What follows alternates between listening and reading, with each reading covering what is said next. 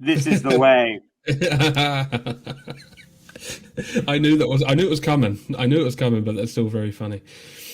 Oh, look. That's adorable. But yeah, That this is was that was worth it. my little Star Wars Day thing.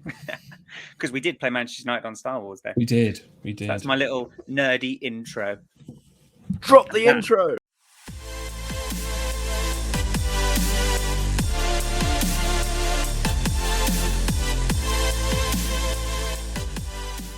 Hello and welcome to the Albion Obsessed podcast. We come to you on the back of a very thrilling, heart-wrenching, tense victory over Manchester United, which sees the club do the double over Manchester United for the first time in their history. We've got a lot to talk about today, but before we get into the match specifics, let's see who we've got on the podcast. We welcome Joe. Joe, my friend, how are you doing? Wonderful, absolutely brilliant. And I've been talking a lot about the game on Twitter since the final whistle, and it's just been absolutely amazing to get people's reactions as to where that moment ranks in the season. And I guess we can sort of talk about that a little bit later because there's been so many moments. But I'm still buzzing, mate. Like every time I watch it, it just the feeling comes back, and it's just feeling really good and really positive going into the last 6 games of the season. I do not blame you, Joe. A bit of a far cry from the reaction a few weeks ago when we defeated Forest, where the season was over, wasn't it, Joe? I didn't say the season was over. I said the season was slipping away, and if we didn't react, then it would have been really bad. But we reacted. We beat Wolves 6-0 and we beat Man United 1-0. So we've got exactly what I've asked for, which was a reaction. So I threw you under the bus a bit there. I apologise. We also welcome Kurtis. Kurtis, my friend, how are you doing? Very, very good. Very happy to be here. What a game that was. You used all the correct words there. Tense was definitely what it was for me. Very enjoyable in the end, though. So looking forward to talking about it. So. Most definitely. And we also welcome Dagan. Dagan, my friend, how are you keeping? Surviving. So I initially at the time of the live game only caught sort of mid 80s on. So I guess I saw the best part, but I've since tried to watch it all back. I was fearful because the first game I drove to DC to watch, and this time with Paul and Stateside Seagulls, this time I was on a school field trip, and we had just got to the hotel, so I rushed in. And literally, I'm in the floor on my knees watching the end of this game, thinking, I don't want to have a DC curse. I want to be able to go to DC and watch a game. And I thought there was like a Man United curse in DC, but we'll talk more. But I'm relieved mostly and excited to move forward. Yeah, we'll talk about that sense of relief a bit later as well. So let's dive right in then, gents, and let's talk about the starting 11, because I can't be the only one that was scratching their head when the starting 11 was announced. Some big news, Joe, that was Billy Gilmour kept his place after his fantastic performance against Wolves. March and Undav dropped to the bench, and no Pascal Gross due to a minor issue, which meant that we had, I suppose, even when Pascal Gross plays there, we've got no recognised right back. So were you scratching your head, Joe, trying to figure out where everyone was playing? Yeah, I thought it richly deserved, first of all, that Billy kept his place. He was absolutely immense against Wolves. And the performance against United speaks for itself. The boy does so many different roles so well, and he's so composed and going forwards really, really technical, and in defense an absolute rock. So really good to see him getting his chance and taking that chance with both hands for sure. But yeah, as you say, Tom, when that lineup comes out, you're scratching your head wondering who's playing where. Is Gilmour playing right back? Is Moises playing right back? And I thought it was pointed out by Aaron, I believe, first of all, that it would be Moises playing right back. And to be fair, he got the shout right. And Moises, we'll talk more about his performance at right back, I'm sure, in a little bit, but my word, that boy can play anywhere, and it's an absolute delight to watch. Yeah, and surely that's just added another, 10, 15 million to his price tag. Someone pointed out on Twitter that Moises also played right back against Charlton. Drop it in the comments if that is incorrect. But yeah, as I say, I saw on Twitter that someone said he'd play there against Charlton. So I suppose that's a logical sort of next step. Now, Kurtis, kind of like coming off the back of that, does the lack of depth at right back concern you at all? Not when we have players that are able to slot into those positions well enough. But it would be nice to have another. I'm really sorry to interrupt, but I'm just going to interrupt you there just because something just come to me. Do you think that's in part something that Graham Potter we've benefited from? Because Graham Potter in his time here loved that versatility role. Do you think the players have a better understanding of those different positions on the pitch, in part down to the work that Graham did? Yeah, I'd say so, to give him something. I would say, yeah, probably. Yeah, I think it's good to have players that understand various different positions because, it's more of a cohesive thing. But, in fear of depth, I mean, it would be nice to have an out and outright sort of right back. But, I'm comfortable with the fact that we have a couple of players that are able to slot into those positions well enough. So. You could make the argument that we don't actually have a genuine right back in the squad at all. Lamptey, right wing back, which is a very different prospect to a right back. Veltman is a centre back by trade who can play on the right. And obviously Pascal is a midfielder. So, the fact that we've got this far throughout the season with not really a recognisable right back as such in the truest sense of the word is quite remarkable. That's why it's impressive. Yeah, it's impressive. Yeah, really impressive. And it goes to show you that, these boys, they do know how to play and operate in different positions, which I think is a real strength of the team. Dagan, a man that got went down to the bench was Solly March. He's had a really fantastic season. Were you surprised that he wasn't part of the starting 11, bearing in mind that he's basically been a shoe-in ever since De Zerbi arrived at the club? Not at all. I think I actually maybe said last week on the pod that I thought Solly was due a rest. He's ever present, but he takes a beating out there. So I thought it was an inspired choice. I like the idea of him coming on late. I didn't expect he would sit the whole game, but I did think it was. Again, this was expecting Gross to be in the lineup, however. And so that certainly twisted things around because I was thinking maybe Enciso and Matoma would be out wide. But instead we did some really interesting things with moving guys around. If I can comment back on what you asked Kurtis, not to avoid giving credit to Graham Potter, but I do think there's a bit of an institutional imperative by the club to find those types of players who are multi-positional in nature. And if you look at our two recent signings, that's 100% true of those guys. So I would say utilizing the guys in those positions is possible, and Potter sort of coaching them up in that respect, but clearly De Zerbi is continuing that. And I think that given our data-driven approach, that there's a lot of added value in just that. So I think there's probably a lot behind the selection of those players. Yeah, really point well made there, Dagan. Thank you.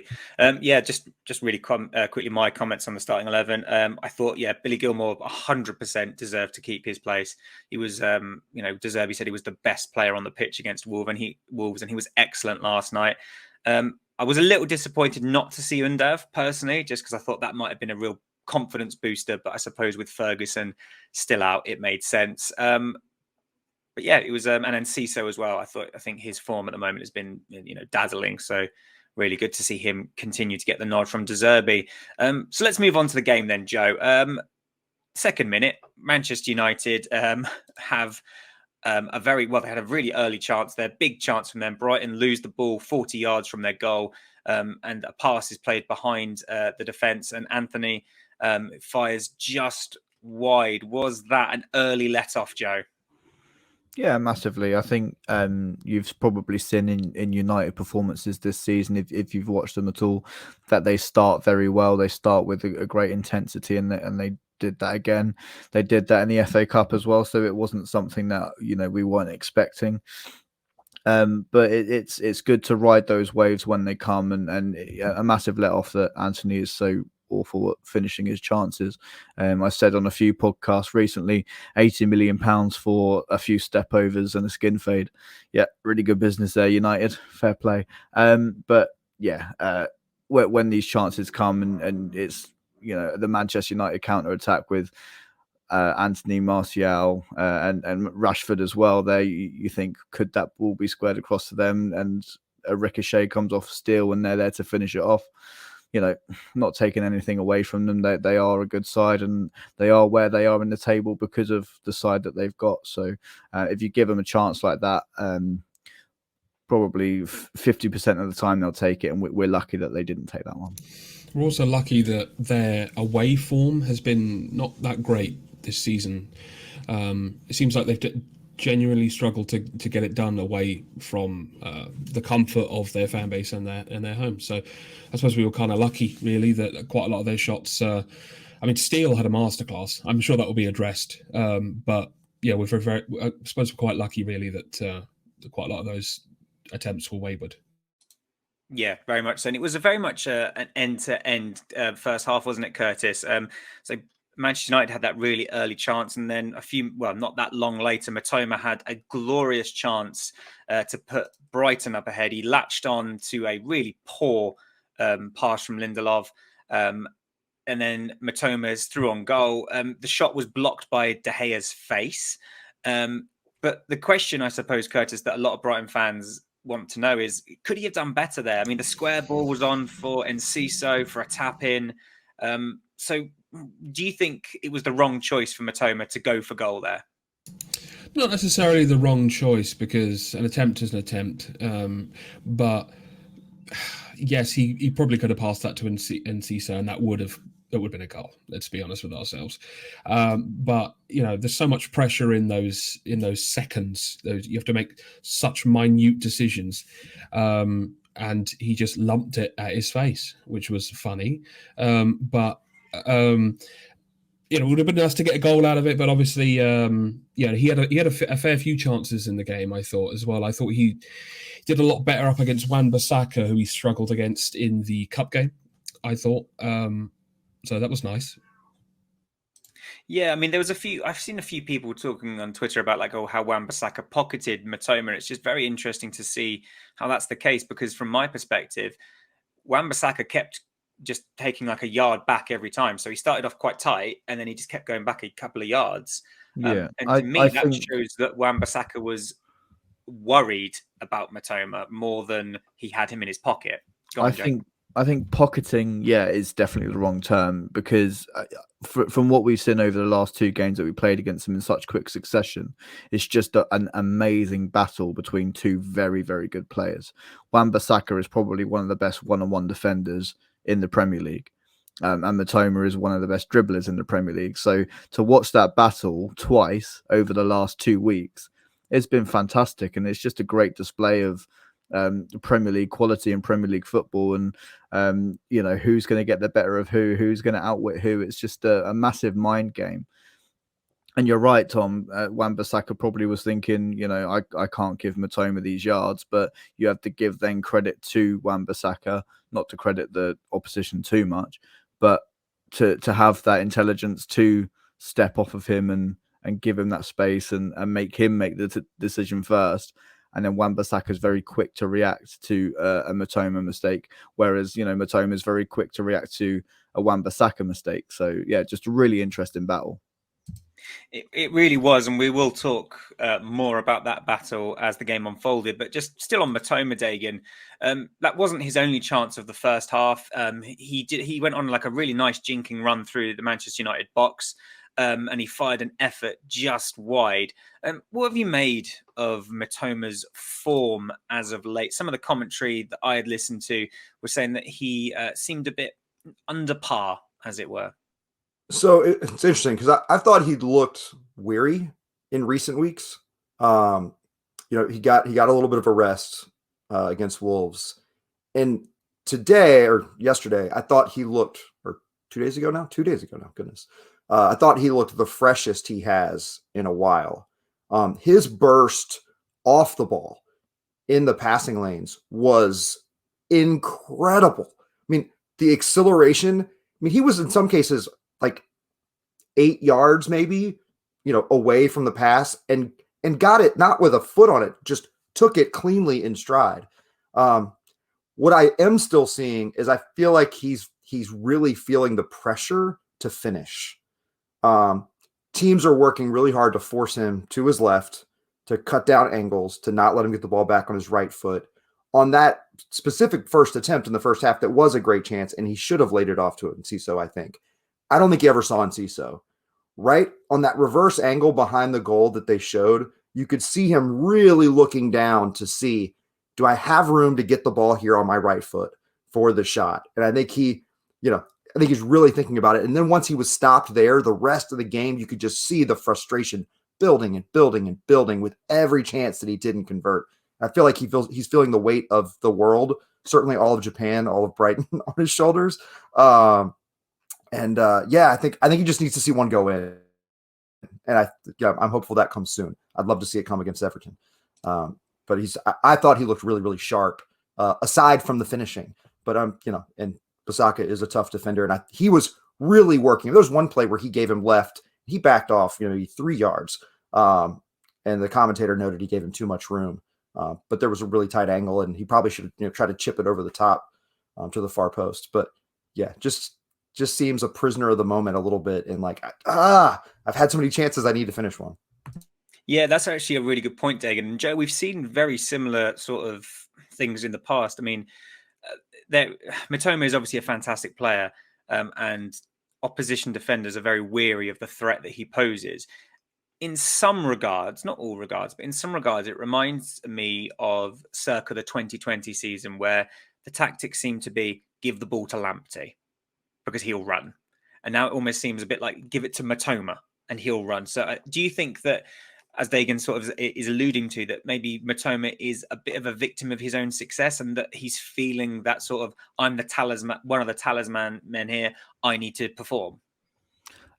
Possibly. I think De Zerbi will keep his feet on the ground, will keep the pressure off of him, and be speaking to him every single time he comes off that pitch. I mean, where I was sitting when the players were celebrating afterwards, like all of the squad are celebrating, but De Zerbi's got his arm around Julio Enciso in the halfway line, in the halfway circle, literally like passionately coaching him. Obviously, I can't hear what he's saying, but you can see what De Zerbi's doing. It's like the final whistle's gone. Yes, we've won the game, but this is what you need to do better. And he's explaining and coaching him through things. And that's exactly what he's doing with every single one of his players. And if he sees that's getting to Mitoma, I'm sure he'll have words to say that will be effective and will help Mitoma in the next game. And hopefully that, as you say, Dagan, once he takes one of those chances, hopefully more come and that pressure is lifted a little bit.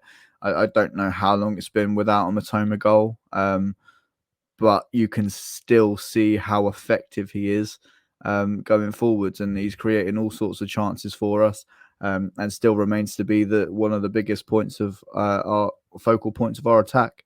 And yeah, I think, Tom, you are maybe right in comparing it to give it to Lamptey and he'll run, but I feel like Mitoma's much more productive with what he does when he gets the ball and turns and runs, because his trademark of cutting into the box, going right to the byline and getting that ball across the 6-yard box is box office. It's absolutely amazing to see a Brighton player with that much confidence, that much speed, and that much skill, just getting us up the pitch and creating chances. And long may it continue, because the more chances that are created, the more chance we have of scoring. And sorry to sound like Michael Owen there, but that is just the case. And the moment I worry is when he's not creating those chances, and when he's marked out of games and he's really quiet. But he's not quiet. He's an absolute handful for defenders. And will continue to be for seasons to come. Let's certainly hope so. Kurtis, keeping it on Mitoma, I suppose, let's talk about the early shouts for a Brighton penalty. Mitoma and Wan-Bissaka were continuing their duel. Mitoma goes down under some pressure. The referee says no penalty, VAR agrees, and that's when he does the infamous grass cutter. So there's 2 points to this, I suppose, Curtis. One, do you think it was a penalty? And two, do you think that this motion of the grass cutter, as it's often called, does this motion deter the VAR official from overturning and ultimately disagreeing with their on-field counterpart? So was this the challenge on Matoma when like Basaka fell on him? Essentially, is that the one we're referring to? So this was the first one. It was. Oh, I mean, the first one. from my perspective, it was quite. It was soft and it was delayed. Yeah, soft. But, yeah. So, Yeah, so then I suppose, Curtis, I mean, like, then what do you make of this then? So if we're both agreeing that it was a soft challenge, what do we make of this then? Because for me, even if it was a soft challenge, I would still like VAR to have the confidence to have a look at it and sort of to just to double check, if you like. But as soon as the referee does that, in my opinion, the VAR official is never going to overturn it because they're not going to want to overrule their mate on the pitch. What are your thoughts? I agree. It sort of feels like they don't want to prove that their friend is wrong. But even though I've always sort of thought that VAR was supposed to be sort of the higher power of this thing, and they should be able to go, actually, we want to take a look at that, and there might be something there. And then afterwards, even if it isn't, a foul or whatever, they could be like, okay, but we thought we'd have a look anyway. So I would appreciate them maybe just taking a look at these challenges as opposed to going, well, he said no, so that's probably a no. Because the amount of times that we've had apologies from these individuals, it's frustrating. It's frustrating. Even though I don't think that was a foul, and if it was soft. It'd be nice if they just sometimes overruled the ref on the pitch. So. Yeah, I think that's a fair point. And I say I want to put it on record that I don't think it was a penalty. If that had been given against us, I would have been fuming that first instance. Dagan, you're looking at me thinking, go on. I want to clarify. So the arm motion, the grass cutter, I understand what you mean. I'm taking your point. Just want to make sure I'm interpreting you correctly. That is far different in how it's interpreted by the VAR than the head shake, which is also I see commonly, right? There's a head shaking. So that's the head shaking is a less definitive tier of denying the penalty. Is that how you see that? Yeah, I think definitely so. I mean, referees, I think when they see fouls all over the pitch, they might give it the old head shake and go, nah. But whenever I see that motion, especially in regards to a penalty, for me, that is a definitive ref says no. And my not concern, because in this instance it wasn't, but I suppose my overall thing is if the ref does that, VAR are never going to overturn that decision. I'm going to watch every game now with that theory in mind. So thank you for that.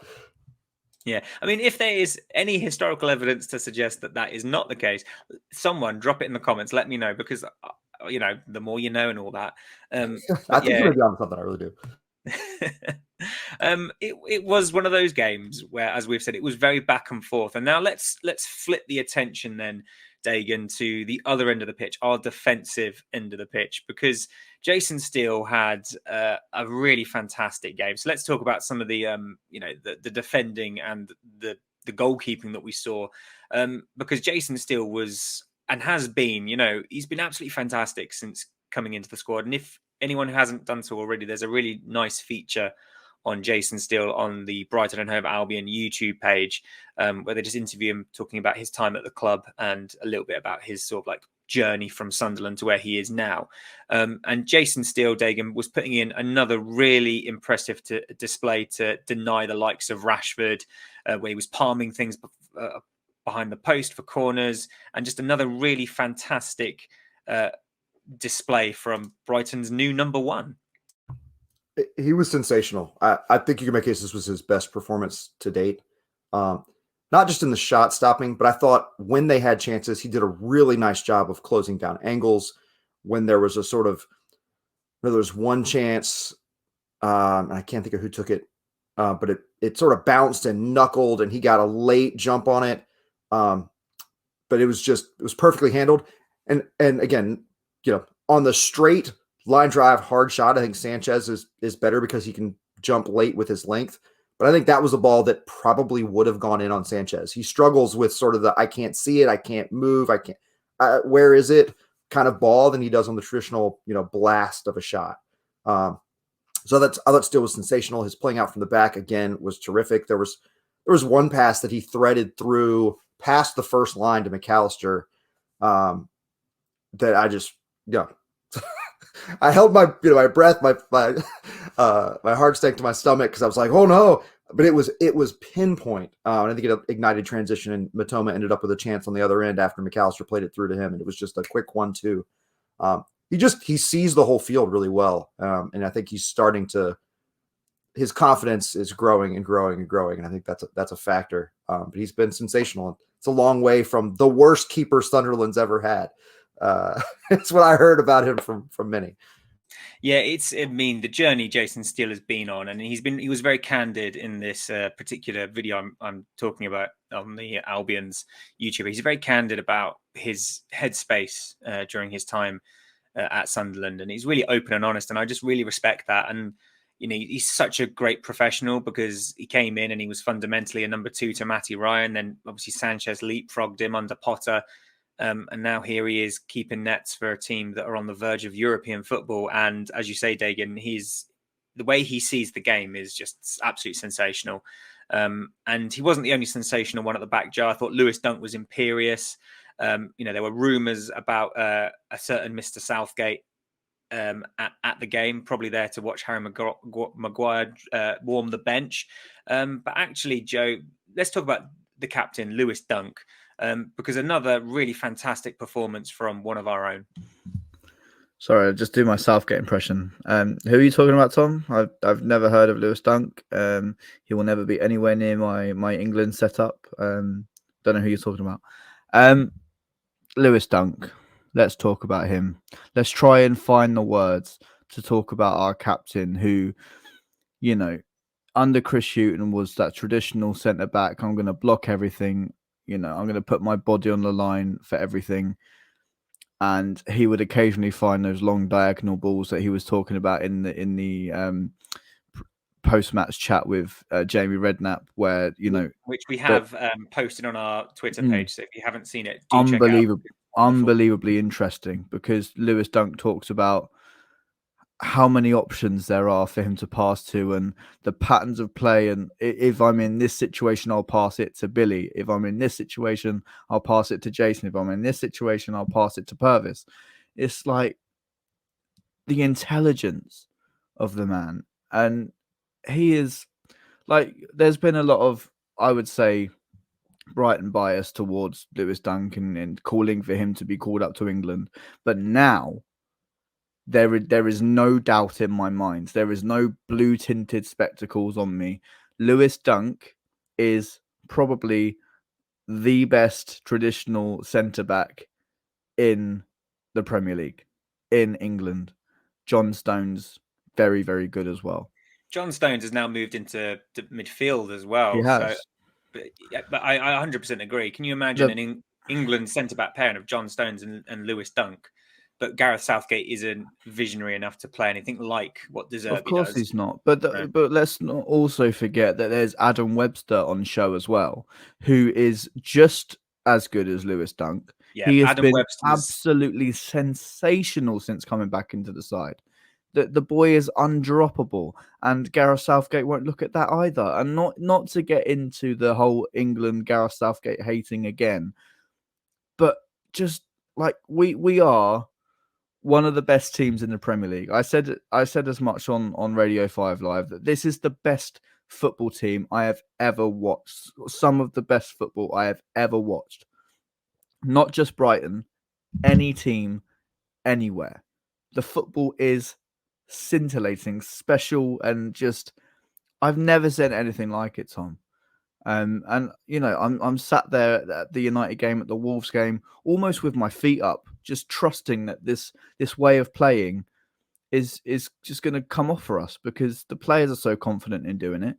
De Zerbi has them knowing exactly where each other have to be at what time, and long may that continue because it's bloody wonderful. And these are possibly the best times we'll ever get as an Albion fan. Hopefully next season, of course, we go on to play in Europe and it'll be even better. But just look at our team. It's absolutely magical. It's the only way I can describe it. I wish I had more words to say about this team, but you know. Yeah, Wow. I don't mean to harp on like from 2 weeks ago, but at Wembley, I was sat there with my dad, and I couldn't believe what I was seeing. As you say, just and Pep has said the same thing as well. You know, some of the most scintillating football, the best football in Europe. I think Pep said, it is wonderful, absolutely phenomenal. And I couldn't believe some of the passage of play that we were seeing at Wembley and that we saw last night. And one man, Kurtis, that has really come in, who's had to really bide his time, wait for his chances, and has gone from a sideways and backwards passer to someone who's just forward thinking and visionary, and that's Billy Gilmore. I can't end the chat about the first half without mentioning Billy Gilmore, who's in a midfield on the pitch with the midfielders that are costing so much more than he did, and he was one of the best players on the pitch again. You could argue, against Wolves, a team that are a bit at the moment, but when he does it against Manchester United and he's stamping his authority in that midfield, it's another very impressive performance from the young lad. Almost another undroppable performance again from him. Really fantastic. I'm so happy to see him burst through. He's deserved it for such a long time. There's been many occasions, I think, on the pod that we've said that it'd be nice to see him get some minutes, and he's proved as to why he deserves that time, in my opinion. Because I think I think it was the interview after the Wolves game, he said it's hard to know how to play unless you're actually playing it. Because you can hear these things, you can be told these things, but unless you're putting it into action, it's really hard to be able to know what they want from you. And so to see him go out there and absolutely boss it 2 weeks in a row, amazing. But also, I want to revert back to Joe spoke about Adam Webster there. Outstanding. Absolutely outstanding. I mean, I remember he had that really shaky period for a while, and I think you yourself, Tom, was saying, he probably should be dropped for Colwill and things like that. So to see him come in as well and be absolutely fantastic, I'm so happy for him. Long live Adam Webster and Billy Gilmore. If I could chime in here, and I saw I appreciate what Gilmore did last week. I appreciate what he did this week. I thought he was really solid, but I think Bost is too strong. Because there were a number of times that he was pushed off the ball in this game. And admittedly, Casemiro is, a monster. But I think, Gilmore's young. I think he has to get stronger. And I think what's clear is he is a backup to Caicedo, but he's not Caicedo. He's not close. And, anybody who's like, oh, this shows we could let Caicedo go. In my mind, it does not at all. Because Caicedo doesn't get knocked off the ball in that way. And I mean, I think Gilmore is great, and I love his attitude. And I think we're seeing that he is a capable Premier League midfielder without a doubt.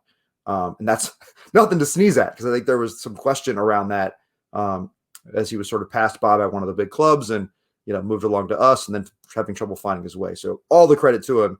And I don't mean to speak against all the enthusiasm. I feel like I'm being a little realistic, and maybe this is because I'm a little guy myself. That I see like he's got to get really strong if he's going to be able to hold up the ball and win those battles in the midfield as consistently as Caicedo does. And maybe he'll never do that. Very few do. I think the more minutes he plays, though, will be the better for him. He'll just get used to that pressure and yeah, hopefully get a lot stronger. I mean, I do agree. I didn't really think about that before. So thank you for the education, Dagan. No, it's not an education, Kurtis. We always tend to agree with one another. So that was a rare time where I was like, I think I have a counterpoint here. That's rare. You guys are so astute. I almost always agree. It's okay. This is a safe space to disagree. We've disagreed many times. I think it's worth remembering as well that he's only 21. I think he's still a very young player. But I think it's really nice to see the promise starting to, because when he came, he had those games with Scotland and he played against England and he bossed that midfield. And there were times when he played in Europe for Chelsea and he looked really, really good. I think we're starting to see the promise he showed then starting to come on the pitch now. And you're right, Dagan. I don't think he's not up to Caicedo's levels. But what he does give us now, I suppose, more than perhaps a few even weeks ago, gives us more confidence to know that if due to injuries or big resting players, he's there to jump in. Go on, Joe. Just on the point of where Caicedo is and how close Billy Gilmour is to him, can I just make a statement? And I want to get your guys' reaction individually, because I fully believe in this statement. Caicedo is the best midfielder in the Premier League. Defensive midfielder, yes, because I think De Bruyne, it's hard to look beyond him, but he's the best defensive midfielder in the league, hands down. I know everyone goes on about Declan Rice, and he's obviously no doubt a very good footballer, but this season Caicedo has been streets ahead of him, absolute streets. He's a monster of a midfielder, and if we're saying that Declan Rice is worth over 100 million, you can add 20 to that from Caicedo, because Caicedo is younger, he's just as good. I think maybe Declan Rice has a better range of passing, but Caicedo's no slouch. That's my thoughts. I think I agree with a lot of what Tom said there. De Bruyne exists, who is just another robot for that Man City team. But yeah, I agree with Tom. He's one of the best defensive midfielders going. I mean, that's not just me wearing Brighton glasses. I think he is just a fantastic player. And to hear people from outside the fan base saying how good of a player he is as well. It's not just a Brighton thing. I think a lot of people do agree with that. So maybe my statement should have been Caicedo is the best in the league at what he does. There is no one that comes close in his role, and it's just honestly, he is the best player I've ever seen play for Brighton and Albion. The boy is unbelievable. I think he's the best at winning the ball cleanly. That more centered defensive midfield role. Odegaard is another that I would put up there. Just around the De Bruyne class, he's really special in his, I think, just awareness and creation. What I would say about Caicedo too, what Gilmour's performance against Wolves allowed was De Zerbi the confidence that he could hold his own against United and move Caicedo to the greatest position of need yesterday. And it was really a stroke of genius because Rashford, while there are many players, talking about Declan Rice, I've watched Declan Rice 10 or 13 times. I've never once thought he was better than Caicedo. I didn't think his best was better than Caicedo's average day. But Rashford is a player who every time I watch him, I'm more and more convinced that he is an incredible talent. It surprises me sometimes that they don't move him around more because it looks like he could play anywhere. So having our best defender, or our best on-ball defender, just sort of marking him for much of the game, to me was so valuable. So to give Gilmour that highlight back, I think it's deserved. But yeah, Caicedo is, Joe, to your question, I again, maybe this is the blue color glasses that you were mentioning, but I don't want us to. He's the one player I think we can't sell. Yeah, I think what we also have to remember, whilst Caicedo gets unbelievable plaudits from outside sources from Brighton and Albion, Sky Sports, this, that, and the other, pundits all over the world, really. Imagine the hype around him if this Caicedo that plays for Brighton was in Man City or in Arsenal or in Chelsea. The hype would be Caicedo's hype is top with us. It would be astronomical. And people would be talking about him as quite literally one of the best prospects that the Premier League or world football has ever seen. I honestly believe he is that good, and he is going to be what is he, 21? Yes, 21. He is going to be a generational. He's 21, player. And he disgusting. He plays for us, and we sent him on loan to Beershot. We did, and that blows my mind. When he came back in, and he couldn't even get a game. He couldn't even get a game when he came back from loan. Oh God! We must also talk about the fact. We must also talk about the fact that he has so many good individuals around him that helps him complete his performance as well. I mean, I think it's fair to say that he's an outstanding individual, an amazing player, and so humble and what have you. But without the team surrounding him, I don't think he'd be as good as he already is, in my opinion. It's the Brighton effect. look at Basuma, Kukurea, to a lesser extent Ben White. But when Ben White first went to Arsenal, he didn't have the best of times at centre back. So it does go to show you that the grass isn't always greener. But you got to give massive credit to Arteta for the change in Ben White and pushing him to right back. I always felt like Ben White could be a really good fullback. I watched him play right back in a pre-season game against Crawley Town. But we've digressed. We've digressed because we've still got a whole second half to talk about. And let's talk about the second half, and let's talk about some of the officiating then, because this was a key sticking point for much of the game, but it really came into its own in the second half, which started off with a poor dive from Marcus Rashford. Really, really poor. And the reason I'm bringing this back to officiating is because, Joe, I want to know, why wasn't he booked? Why wasn't he booked for simulation? That was a disgraceful dive. Do you really need to ask the question? The simple answer, Tom, is the Manchester United badge on his shirt. Simple as that. Same answer. Yeah. It's just, it just frustrates me. He's England's golden boy.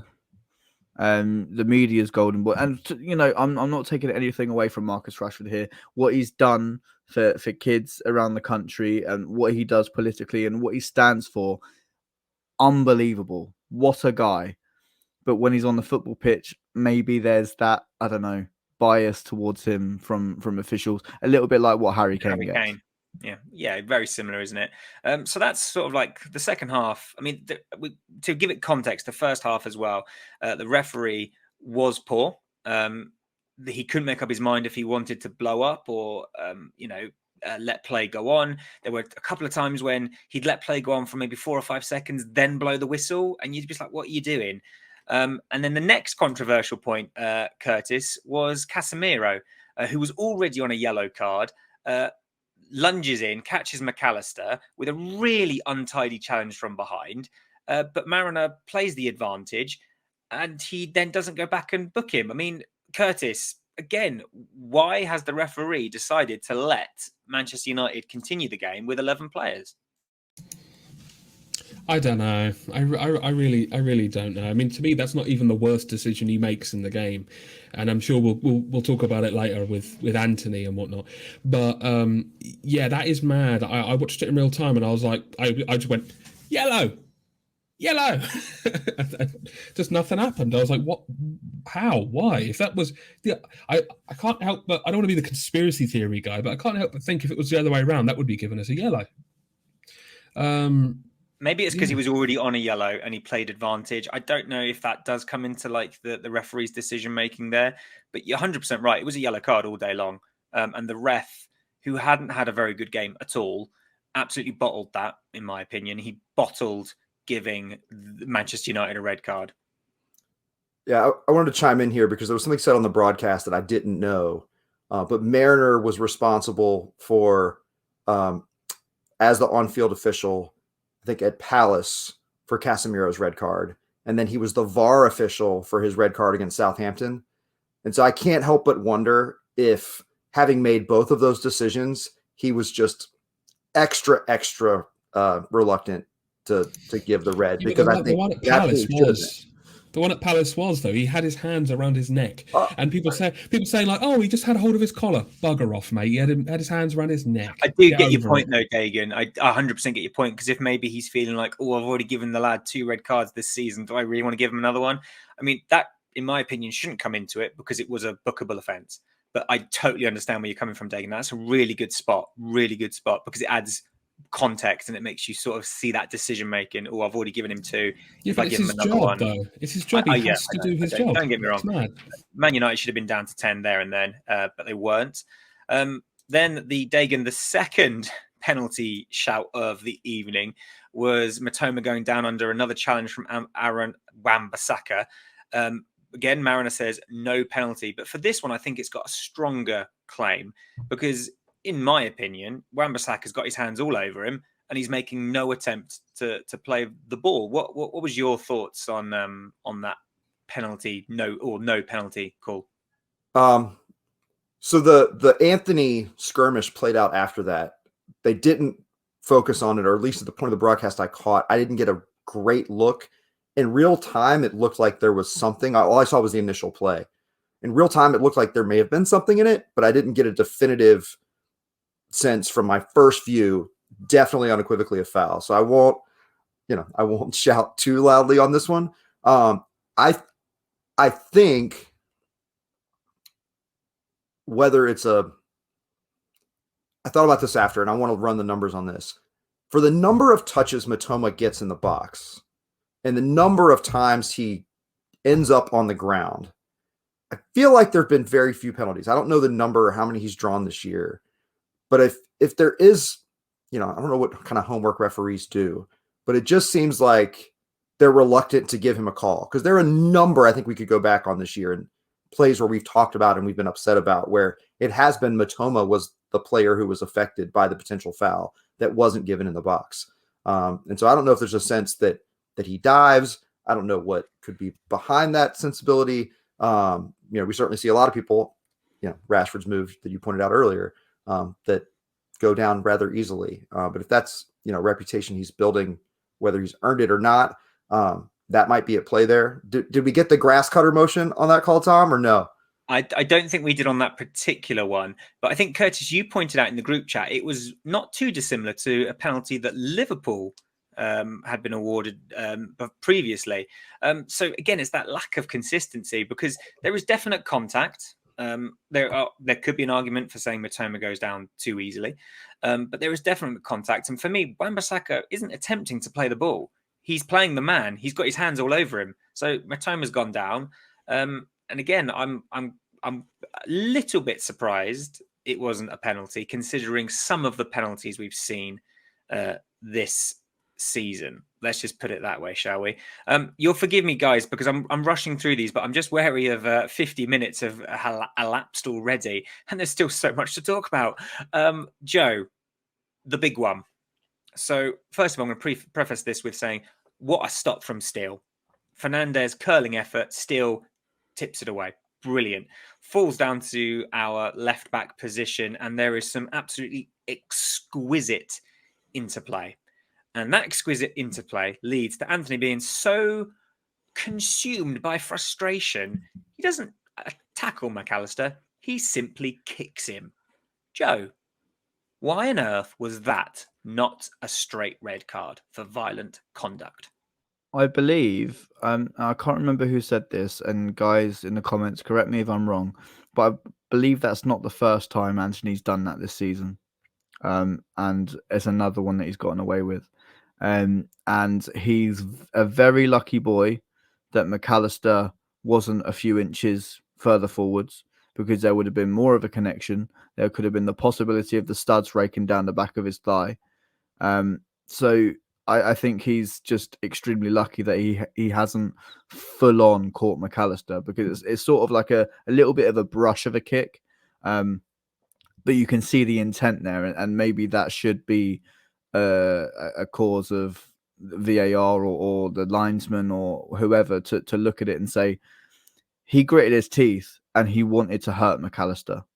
That was the only cause of that motion that he made, and the reaction afterwards was completely just from Lewis Dunk, completely just from the rest of the squad, because you're doing that out of complete malice, because you're just so frustrated that we're outplaying you and we can just play it around you with the biggest ease possible. And I don't know how on earth Lewis Dunk has come out of that with a yellow card. Thing is that, and that's what annoys me even further, because if we're saying that it was a yellow card for the kick on McAllister, why wasn't he then given a second yellow card for squaring up to Lewis Dunk? Because if that's what Dunk got booked for, surely Anthony should have been booked for it as well. So again, lack of consistency. Referees, officials not willing to give certain players from certain teams cards. That's what it comes across as. All I'll say is McAllister had the last laugh. He obviously did. But I think it damages the league's reputation. I think it damages the league in and of itself, because Manchester United should have been down to 9 men. That's categorical. I don't think anyone can genuinely sit there and argue that they shouldn't have been, which makes the thing we'll talk about later even more laughable. In fact, you know what? Let's talk about it now. So that disgraceful piece of officiating happens after that disgraceful attempt at a challenge, which should have meant that Manchester United were down to 9 men. Dunk booked for his, stepping up. And what a picture that is, by the way, of Lewis Dunk and Anthony with the stand or fall banner behind him, little rainbow as well. Oh, it's just lovely. It's beautiful. And it's something that, we should hang in some sort of famous art gallery. But it's frustrating to watch, and it makes it even funnier. Then let's talk about the build up to the amazing end. I don't want to skip over some wonderful things because wonderful things did happen, but again, I'm wary of time.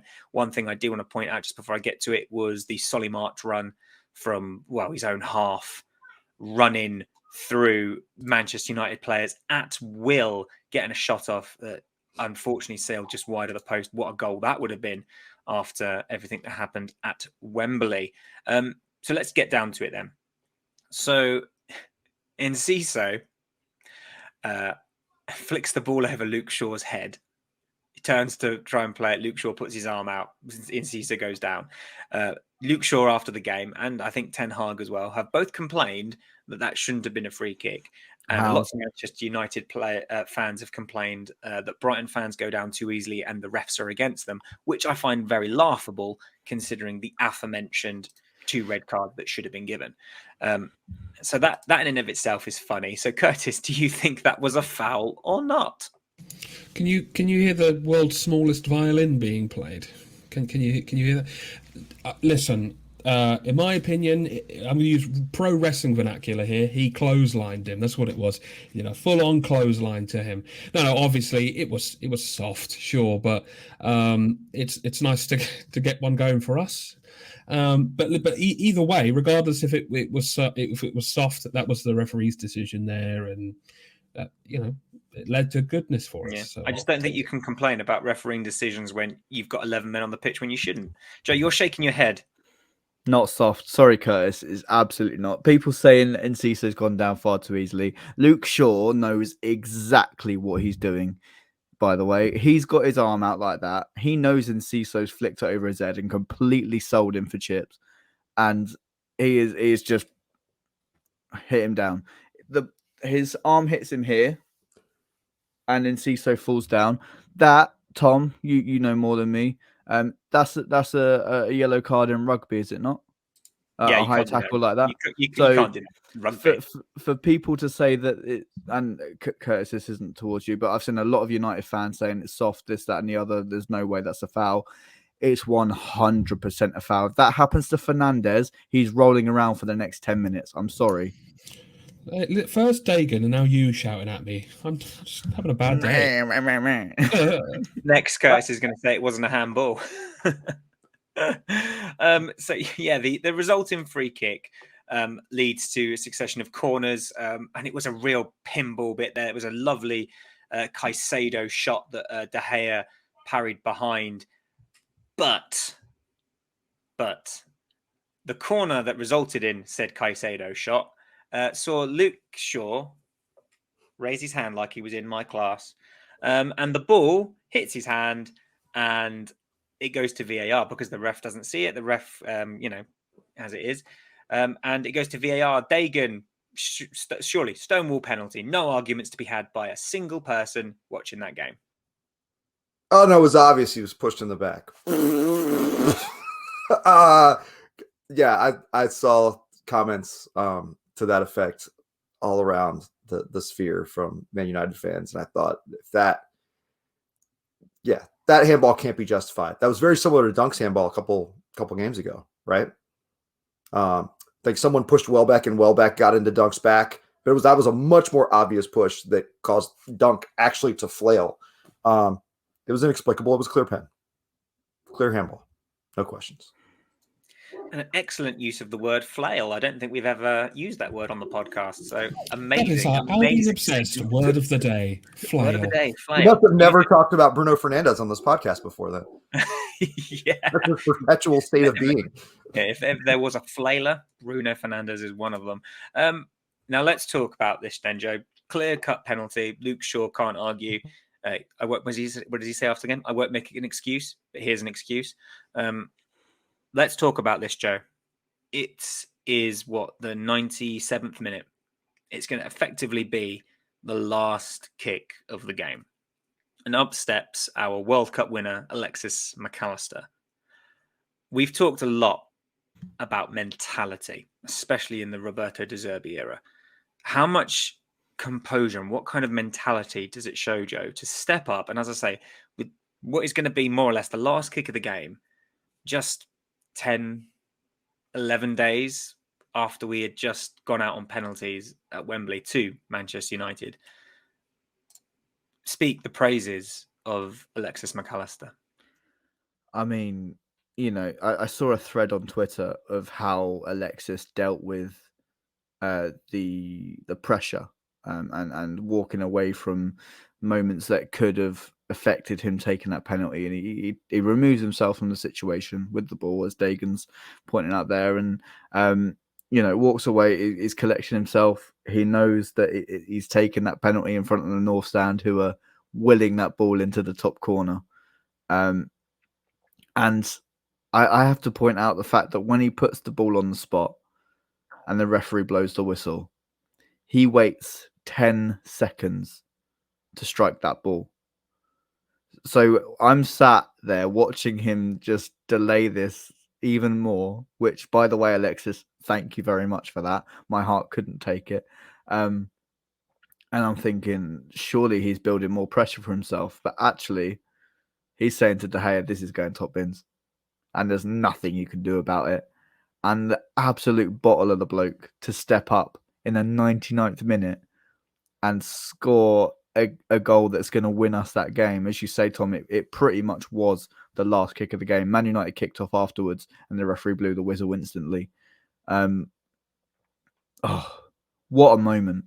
We've spoken a lot about this season. There's been a lot of very good moments.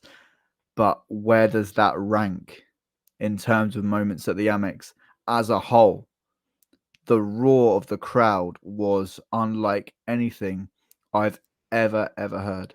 Joe, are you saying that the fans celebrated a last gasp win? Right. Okay. Okay. Come on, have some respect for ourselves, guys. Come on, let's listen. No, you Tom, you shouldn't have. You really these Manchester United fans that are saying, what have Brighton ever won? Why are they celebrating like they've won the Champions League? They didn't get to a FA Cup final. They're going to get absolutely smashed, by the way, by Manchester City. And they can never sing they're the champions of Sussex. So exactly, Jake's on you guys. But in all seriousness, it just proves how stupid these top six or big six fans are. They determine success on trophies. The success of this football club is the fact that we were a goal and a point away from not existing anymore. And here we are doing the double over Manchester United, doing the double over Chelsea. Day, Joe, I think it's 26 years and a day after that game against Hereford. What a journey. And the success that we've had on the way. We've won League Two, I believe. We or got promoted via the playoffs. We've won League One. We got promoted automatically via the Championship. We've had all of these playoff successes, trophy successes. We have won silverware, and yes, it's the lower leagues, but it's proven and given to the journey of this football club. And we are on the brink of qualifying for European football, whether that be Europa Conference League, whether that be Europa League, a slight chance, by the way, of Champions League. If we somehow win our 2 games in hand, we're 2 points off of Manchester United. And it's also worth remembering, if we hadn't been robbed by the officials against Palace and Spurs, we'd be hot on the hill for 4th place. But it's that context, Joe. If you had said to fans 26 years ago, after losing the Goldstone, after only just securing their Football League position, if you had told them that a quarter of a century later, they would be fighting for the top 6 of the Premier League and for European football, they would have thought you were mad. And that's a thing that Manchester United fans will never understand. fans of the big six will never understand, because they've had everything handed to them on a silver plate for decades. They will never understand. They won't care. They won't show that respect to us because they've never had to go for it. We've got Chelsea fans languishing about how bad their season is because they're like, what, a 10th, 11th? And they're saying, oh, yeah, it's the worst thing that's ever happened. You don't even know. You don't know. I just... Yeah. Tom, you're 100% right. The Milwaukee Bucks in the NBA, they just lost unexpectedly. They were the number 1 seed. They lost to the number 8 seed in the playoffs. And the reporter asked Giannis Antetokounmpo, who's sort of one of the best players in the league, if not the best player in the league. He asked him, was this season a failure? And Giannis has been prone in his career to just give these really keen human observations in a way that you never see in these post-game press conferences. And he talked at length, prompting the interviewer while being very careful to say it's not personal. In your job, if you don't get a promotion every year, is it a failure? And he talked about, these are steps to success. And we hear these bigger clubs, right? If they lose a couple of games, it's fire the manager. And that moment 26 years ago in the history of our club is perspective giving in a way that these bigger clubs fans don't have the luxury of having, right? It's either championship, right? Go to the Champions League, or win the Premier League, or it was a poor season. It was a failure. And, hearing the humility that our fans bring, it's truly unique. And it's exactly what Giannis alluded to. He's like, they went 50 seasons between a championship. Those were steps to success. They weren't 50 years of failure. And I think our fan base has the wisdom to know that. And even a newcomer like me can see it everywhere. And hearing Joe talk earlier about, this may be as good as it ever gets for us. I don't think that's the case. I think this is just the beginning. I just hope that we remember 26 years ago forever. Because I'm going on a long rant here, but that moment with Lewis Dunk, I've heard this phrase, we are massive. That moment was, we are massive. And McAllister put an exclamation point on it with that goal. You may be bigger than us, but here we are standing above you, Manchester United. And I think De Zerbi wants us to stand over top of the entire footballing world. And I'm not sure he's going to be happy until we do. I'm not saying we're going to become the greatest team in the world, but it would not shock me if we did. Can I just say, absolute goosebumps? Yeah. Can I just say again, Dagan, I mean, not to be patronizing, but to hear an American accent say we, I never thought I'd see that. What are you? Get out. And no, it's really touching, because again, 26 years ago, you wouldn't have, American fans, they wouldn't know who we were. So yeah, that's given me all the feels. By the way, what's annoying me is to sort of go back to the sort of people complaining about us celebrating the stuff. It's not so much the big six teams; it's the people in the lower teams sort of complaining that we don't deserve what we have. And can you just why do you care? I don't understand. Like, just focus on your own team. Like, I've seen like Everton fans and of course Palace fans, because clearly they have nothing better to do than just talk about us. But like, just concentrate on your own stuff. Who cares what we're doing? Apart from we the ones that really. I don't understand it. It's so weird. I saw one Palace fan this morning checking if we'd sold out our allocation, not allocation, because it's at home. Seeing if we sold out our game against Southampton.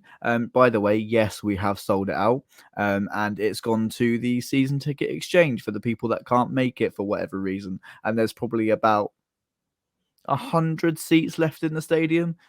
So yes, we have sold it out, and in every stadium there is most of the time about 100 empty seats. So don't give me that bullshit. It's just whinging for whinging's sake, because they know that we're off the pitch and on the pitch just so much better than them. We are massive, and that moment with Alexis McAllister scoring that penalty in the 99th minute has defined our season. That is our season as a whole. We never give up. De Zerbi's mentality is radiating across Sussex. and we are here for the European tour. Long may it bloody continue. Up the fucking Seagulls. Get in there. And interestingly, that was the latest penalty awarded since a 100th minute penalty at the same ground 3 Don't do it, years Tom. earlier. Don't do it. Hey, do I'm it. just saying, it's nice to have a bit of revenge, isn't it? Oh, it is. Oh, it is. Whilst we're still on the match, let's talk about the player of the match then. So a lot of players, I think Brighton are very much a team that are more than the sum of their parts in many respects. But we have to pick an individual, I suppose, to give us our player of the match. So I'm going to come to you first, Dagan. I'm going to pounce on you. Who was your player of the match? Who stood out for you? Oh my gosh. That is I wrestled with that as I was watching. And I had a few choices.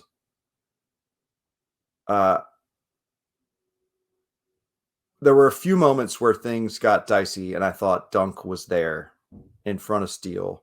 Steele made a couple of tremendous saves, as we already talked about. But after watching it all, that moment with Dunk standing tall made him the man of the match for me. I don't know. I see that as a seminal moment in the history of the club, and I think it's representative of him and who he is. We will not be pushed around. We will not be pushed around. You cannot foul my teammate like that. You are not special. You can berate the official and you not be, carded for that. You can attack our player and maybe not even be carded for that. You can certainly charge at me twice and bounce off like a pebble. But Lewis Dunk is our rock. And he showed it in every way and manifested it completely. So he's my man of the match for that. Excellent. And Dagan, again, so well put. Thank you. Kurtis, your turn. Who was your man of the match? Oh, tough. Very, very tough. There's three individuals I could possibly give this to. I thought Steele was outstanding. Really kept us in that game. Made some really important saves. Dunk, I completely agree with everything what Dagan just said. But I thought an underutilized person that we've not really spoken about much. I thought Pervis Estupinian had a fantastic game. Really, really great game. And I think I'm going to give it to him personally. I think he made some. He played fantastically. Really, really did. But it's fantastic that we're struggling to choose who the man of the match is because there's so many of possible options. Can I just say as well, Purvis is Superman has to be the biggest upgrade I think we've ever made. Like Kukurea was good, but my God, Purvis is just a machine. He's so good. We're going to struggle to keep hold of him, I think, long term, perhaps. And Joe, finally, who was your player of the match? Goodness me, Dagan, you've sold me. I was gonna pick Jason Steele, but your monologue about Lewis Dunk was inspiring.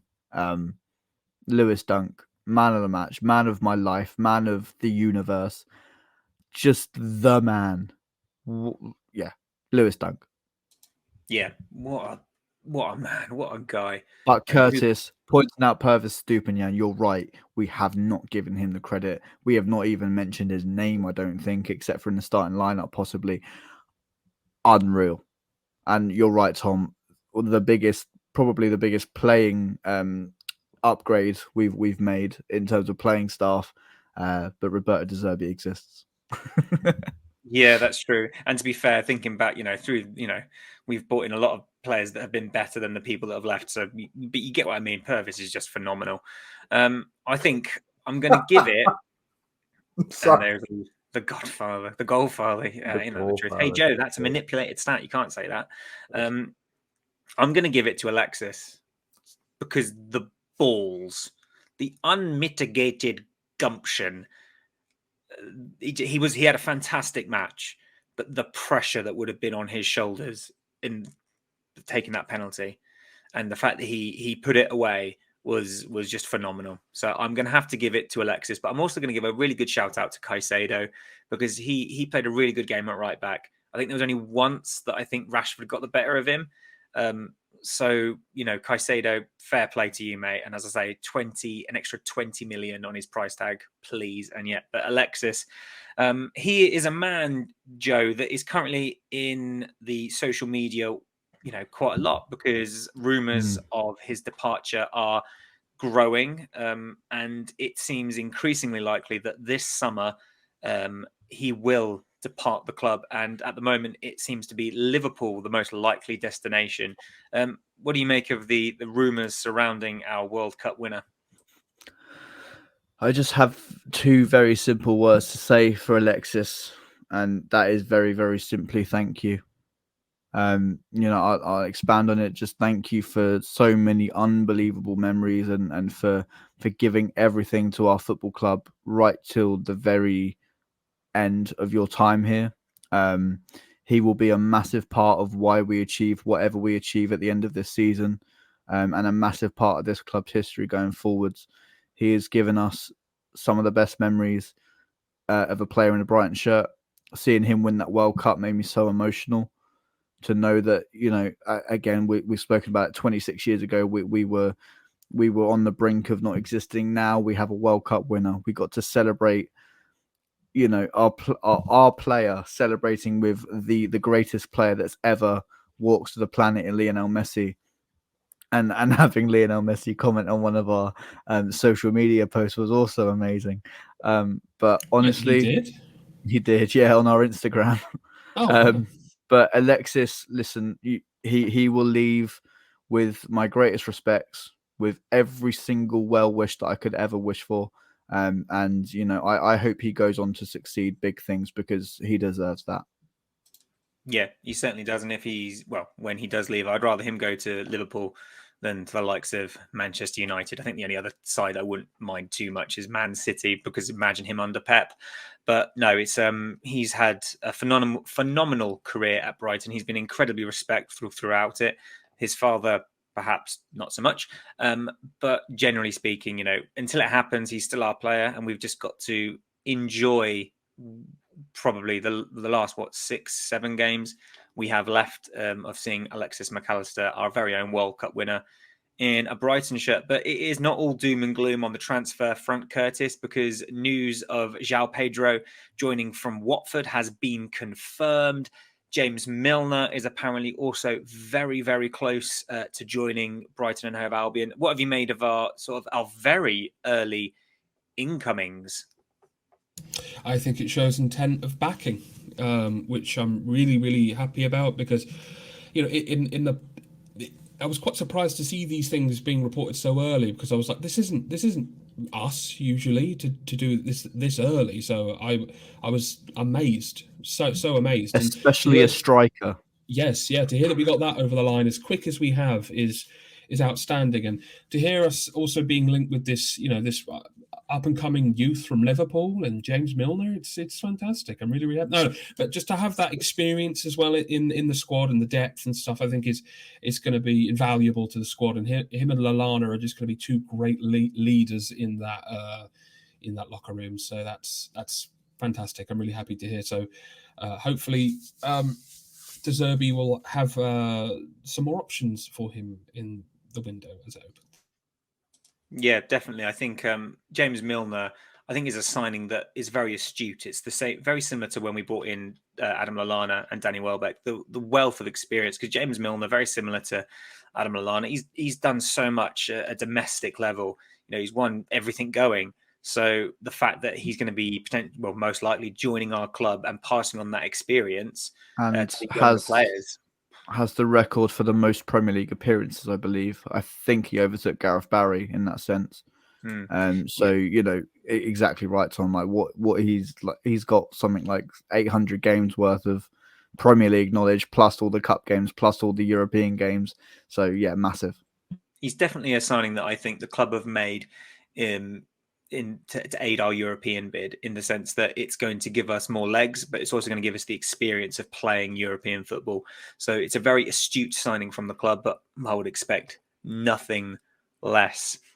So last thing before we wrap up the episode, Dagan, that win sees Brighton go up to 6th place in the Premier League with 2 games in hand. Does that make you feel nice and confident going into the final run? Or do you see, like, as De Zerbi said after the game, if we don't win against Everton, it counts for nothing? I would agree wholeheartedly with De Zerbi on that. Wholeheartedly. Sorry, misspoke. We need 8 more points for Europe.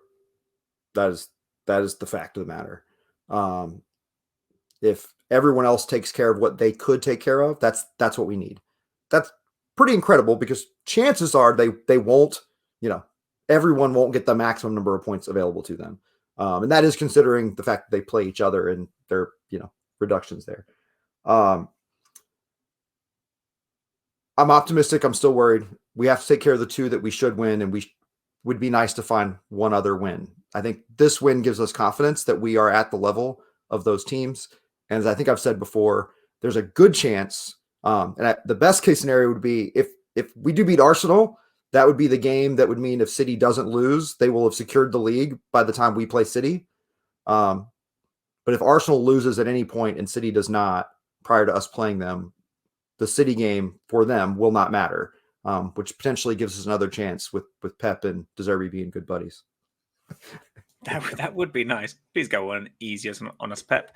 But no, I think you're right. I think the Everton game is still important, and if we win that, it sets the ball rolling. Everything is in motion for us to achieve what we want to achieve and what we know we can achieve. And I think that's just really important. So let's go into Monday's game against Everton, who are going to be no slouches. I think the last time we played a Sean Dyche team, wasn't a very particularly good day. Joe has taken his headset off because he doesn't want to listen. Don't worry, I'm Joe. I'm not going to talk about it. But it's going to be a tough game. I don't think we should kid ourselves that it's not. But our home form is excellent. And it's the first time it's been excellent in a long time. So let's hope we can keep the ball rolling. Just before we sign off then, gents, can I get your score predictions for the Everton game? Coming to you first, Joe. Score predictions for Everton, please. Yeah, I'm feeling confident. I think it'll be a relatively, I don't want to say easy because I don't want to disrespect the opponent, because we know how being disrespected feels by teams above us. But I feel like the squad will be very, very up for this and to capitalise on our amazing win on Thursday. 3-0. Very nice. I'll take it. Kurtis, score predictions, please. Yes, I agree with young Master Joseph as well. Feeling confident, as I always tend to be, and until the day, that is. But I feel it will be tough because they're fighting for a lot. Obviously, they're trying to maintain their place in the Prem, which I think they'll do. But I think we beat them. But I think we beat them, I think 3-0 as well. Yeah, I agree with Joe. I don't know the goal scorers, so I'm just going to stick with 3-0. Undav hat-trick. Yay. And finally, Dagan, what are you going to go for in terms of score against Everton? Well, I'll share a fun stat I heard in the broadcast. We, because you cited Man United was lucky to get out of the first 15 minutes without a scoring, because we lead the Premier League in goals scored in the first 15 minutes of the game. And I think we're going to build on that lead against Everton. We'll get an early one. We'll hold the lead. We'll build it a little more. I think they will score. I think we're going to concede a goal this game. 4-1 to the Albion. And again, I would take that. I'm going to go for 2-0 myself. I hope Jason Steele gets another shutout. But no, that's what I'm going to go for. So yeah, very confident ahead of Everton. But as ever, we respect the opposition, but not too much. So thank you very much to Joe, Kurtis and Dagan for joining us here on this Brighton and Hove Albion versus Manchester United roundup. Thank you, listeners and viewers. Don't forget to leave us some comments below to let us know who you thought stood out in the game. Who was your player of the match? What did you think about some of the controversial refereeing decisions? Let us know in the comments section down below. Of course, don't forget to like, share, and subscribe for more content if you haven't done so already, wherever you may be, whenever you may be. This is the way. See you next time. Take care.